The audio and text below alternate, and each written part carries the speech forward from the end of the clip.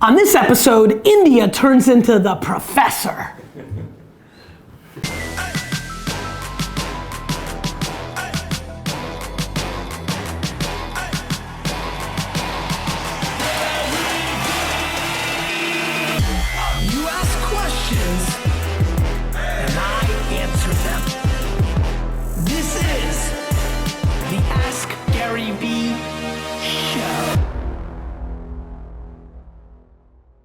This is Gary Vaynerchuk, and this is episode 222 of the Ask Gary V Show. Beautiful day in New York City. Dunk is periscoping. Oh, he's double-fisted. I like that, doing something else. India has transformed into an elderly, not elderly by India standards, an older gentleman from Europe. True. Why don't you tell the Vayner Nation who you are, what you're doing here for the week, and then a little bit about yourself. I'm Niklas Muir, the social media professor. Not me, them. And I actually find your take on education quite refreshing. You're not the biggest fan, obviously, but I thought I would get a cold shower of reality this week, so thank you for the internship opportunity. The reverse internship, learning the real world at VaynerMedia to see what kind of world my students get into when they get out. And so, we've known each other for a nice little while now. Yeah. Where do you teach? I think it would be a fun thing for Chapman University in Southern California, which is a good private college, yes. And we put out MBA students and undergrads, hopefully to VaynerMedia and other places in the world. Yeah, awesome. It's great to have you. How's it going so far? How's Andy? Andy's. Show Andy. It's a mean looking. He's a tough guy. Yeah. I wouldn't want to work for him. I'm glad that he works for me. He's going to work sorting staplers and sorting. So what do we? What's today? Tuesday. Tuesday. So yesterday was the first day. Yeah. So what's your first 36-hour observation of Vayner? Obviously it's a new fancy office. Yeah. Your timing was great. Yeah. Did you plan that on purpose? Perfect. I was very impressed. People are really looking like they fit in, and they're really focused. And everyone is talking about Musical.ly. So I started a Musical.ly account yesterday, and my 12-year-old daughter Selma is going to learn. I love Teach me how to do it. I love it. And it seems to be people are really taking this job seriously, but they seem to work for the passion and seem to be motivated intrinsically. Great. Very impressive. Well, I appreciate it. All right, let's get into the show. Good to see everybody. I'm really looking forward to the fall. I'm trying not to travel as much in September, so hopefully we'll get into a great cadence after Labor Day. One thing you guys should know, just for general content purposes, starting the middle of next week, I'm taking a good 2.5 weeks with the family, so we'll be very quiet. There'll be a lot of DJing content. Andy, we can finally find all those little short video clips that are deeply entrenched somewhere. I feel like Dunk should watch every hour of raw footage of every Daily V, so it's 60 by then, times about 8 hours each. Yeah, 480 hours worth of raw footage of just me. All right, let's do it. First question. Who's asking it? Yeah, Parsa has a video question here. Okay. Hey Gary, this is Parsa. What do you think about using Snapchat as a way to sell and buy products with Snapcash? Would that be Snapchat's next big move?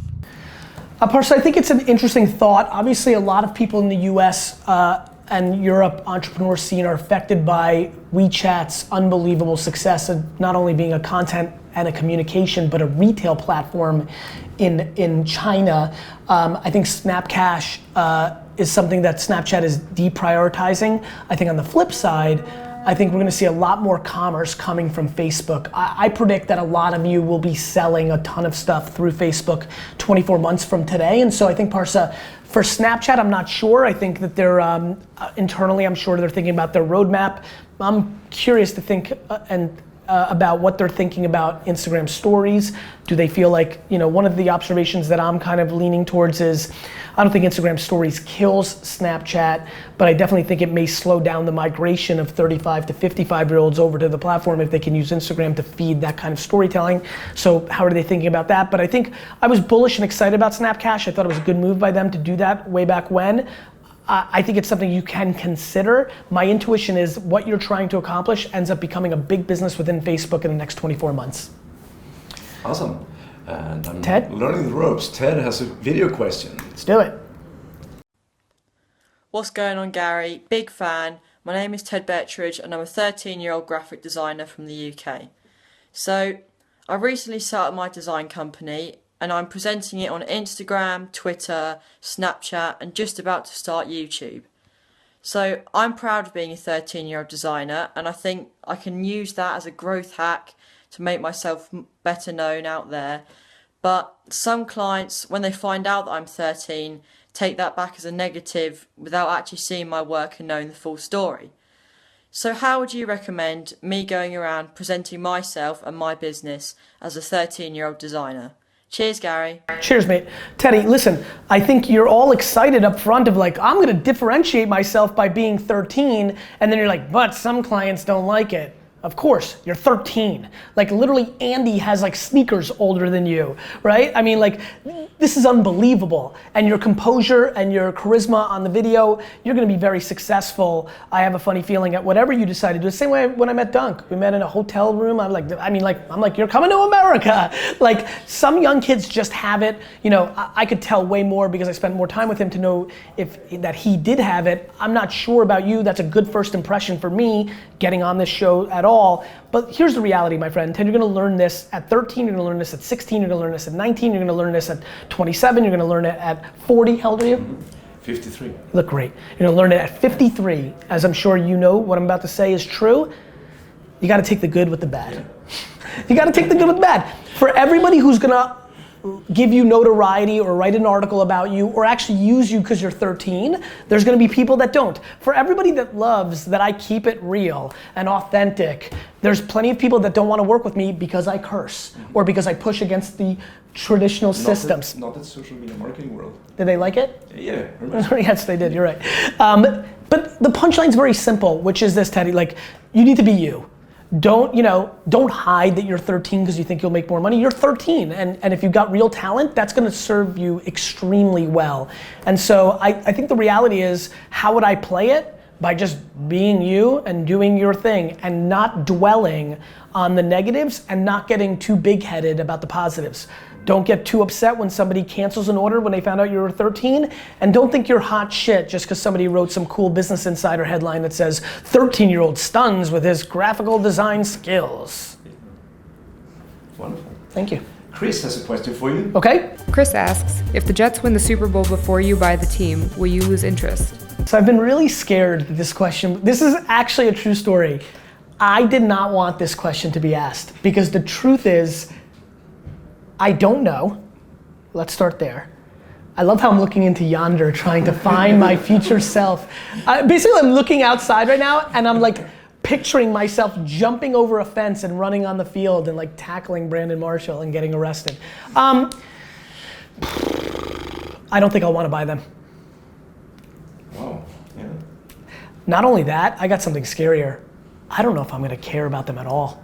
I'm telling you, Ken Scelfo, if you're watching right now, please leave a comment. Ken Scelfo will tell you that 15-year-old me in 1992 at North Hunterdon High School was a bigger New York Ranger fan than a New York Jets fan. And that is the hidden story of who I am. I always wanted to buy Jets, so that's kind of interesting. So football was my true favorite sport, but the Jets weren't good, and so you lose steam. And the Rangers were making their march to my first championship. That was one right there, one of the great moments of my life. And I think here's what I can tell you. If the Jets win the Super Bowl this year, 3 years from now, 6 years from now, before I get a chance to buy them and win the Super Bowl, there is a significant chance that all of my sports energy will be deployed aggressively towards the New York Knicks because they would be my last team that hasn't won. And they've already got a big part of my attention. They just have been so bad for 15 years, it's siphoned any excitement out of my body. But I'm very concerned about this question. It's actually the scariest question. Besides the things I care about, which are the health of my family, it's one of the weird, scariest things in my life. I do not want the Jets, deep down, I don't think I want the Jets to win the Super Bowl. Well, I'm a hockey fan from Sweden, so you can go with the Rangers. Yeah, no, our goalie, Mr. Lundqvist. All right. All right, and then we have Gus here has a question. Gus. Gus asks, which pro athlete or celebrity is the most marketable but isn't monetizing it yet? Well, that's a great question. Who is the most monetizable celebrity or athlete right now who's under monetizing? Okay, so I don't know the answer because I don't really dig too deep into that world. I mean, I know, but I don't know. And I don't like talking about things I don't know, but I'm gonna give a very smart answer. I believe on looks and charisma, it is somebody who's an athlete that is not a star player. So what I mean by that is, I believe that, well look, Chris Humphries, right? He's a very solid, gutsy, rebounding NBA player, but he became dramatically more famous and could monetize because Kim Kardashian and him dated and actually got married for 4 minutes. So I think that that's a good comp. I think that there's a stunningly handsome or beautiful man or woman who's an athlete, who's not the star of their team, who either is gorgeous and can play the modeling role along with athlete, though that doesn't play out because sports, a lot of times they'll rag on you that you're just pretty and you can't get it done on the field. I actually think, as I'm talking this through, it's the most charismatic. So what do I mean by that? I believe that if somebody started vlogging Casey Neistat, style right now in the NBA as the 9th man off the bench, was a great guy, had a little charisma, was a great storyteller, knew how not to blow up the spot of his fellow athletes, showed the real life of being on a bus before the game with fans, his own life, his crazy brother, his awesome mom. I think that that is the person right now, the most charismatic storyteller that could be doing it with a phone, that happens to not be the best player on the team, has the most storytelling capabilities that hasn't been deployed yet. Awesome. Gilbert Arenas did this. Gilbert Arenas was a very nice up and coming NBA player who then had some big time seasons, who was the first guy to blog and use MySpace way back when and became much more famous than he actually was and got better endorsement deals because of it. So that's who I would say. It's really anybody who's it's anybody who's a B or C list celebrity or athlete that needs to act like me or Casey or like Nash Greer or like Musical.ly stars. They need to do the internet thing while they're on the mainstream plateau. Mm-hmm. Awesome. And then I got a chance to ask a question. You get to ask a question. Yes. This is a very big moment, Professor. It is, Can I call you Professor? Yes, actually, I have the Professor. Because put up a big Stefan, a little editing for you. If Professor. the Attorney General was forbidding you to run this is actually a question? for a while, yes, oh, and shit. they forced you to go teaching for a semester, and I would be pumped. As long as everybody else couldn't run businesses either. If I was just picked on, I'd be pissed. That sounds more like communism. So if everybody was, I'd be happy. It's the same way I feel about the last 2 weeks of August. Do you know why I'm comfortably taking off for the last 2 weeks of August? Because most people take the last 2 weeks of August, and I know there's not gonna be as much productivity, and so I'm not falling too far behind. If I had to teach a semester, what's the question? How would you structure and teach social media marketing? So I would probably, if I was allowed to, on a university level, I probably would be, and obviously take out the economics, could we afford to, I would try to get them out of the classroom as much as possible, whether physically or mentally. And what I mean by that is mentally, we would be in our apps, doing, creating. I would get the kids out of, if I was in Chapman, California, I would go to local businesses. I would take the 29 kids in class. We'd go to Lou's Pizza Shop and be like, Lou, we're here and we're here to work. What do you need? And I very much believe, I'm so proud of you. I was so thankful that you reached out to me and you're taking us up on this week because you're gonna go be better. You're gonna go back to school and what you're gonna learn this week, you're gonna be better because it's real. This is real. And the classroom is less real. It's less of the market. It just is. And so my answer to your question is, I would force them to do real shit. Like, I would just try to get them to do as much real stuff as much as possible. Like you can watch Gary Vee videos, you can read books, you can pontificate, you can debate, but nothing beats getting thrown out. Like, now I can tell kids about swimming. Okay, so what you want to do, right? I can tell you, we can debate what the best stroke is, but how are you going to be a good swimmer? You're going to throw that kid in the pool. And so I would put the kids in as many real life situations as possible. And I would do it in a couple of different ways. One, I would try to use my connections if I was allowed to based on this fantasy world you've created, and get them to go to like a Under Armour or a Toyota, see how they think about it. But then I'd also do a competition. The last 3 weeks of the semester, I would say, okay, we're all gonna go to the farmer's market. You all have 3 weeks to figure out what you're gonna sell in the farmer's market, and then all you can use is digital for the whole 3 weeks leading up to it, and then whoever sells the most fruit wins.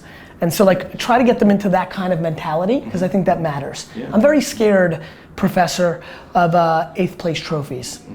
I'm very scared of rewarding people for success that isn't real.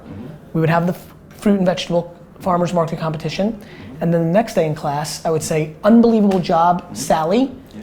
And I would say, Elliot, you suck. Like, you are a loser. You sold $8 in radishes, and let's break down why you sucked. I mean, your Instagram was boring. I don't know what the hell you were thinking. Like, your radishes look like shit, so let's start with the biggest thesis, which is no marketing fixes crap product. So these are the things that we would go through. No, thank you. You're welcome. I'm gonna use this for my class. Thanks. Thanks for being on. Question of the day. You get to ask it, my friend. You get to ask the Vayner Nation any question you want, Professor. Answer the professor's question.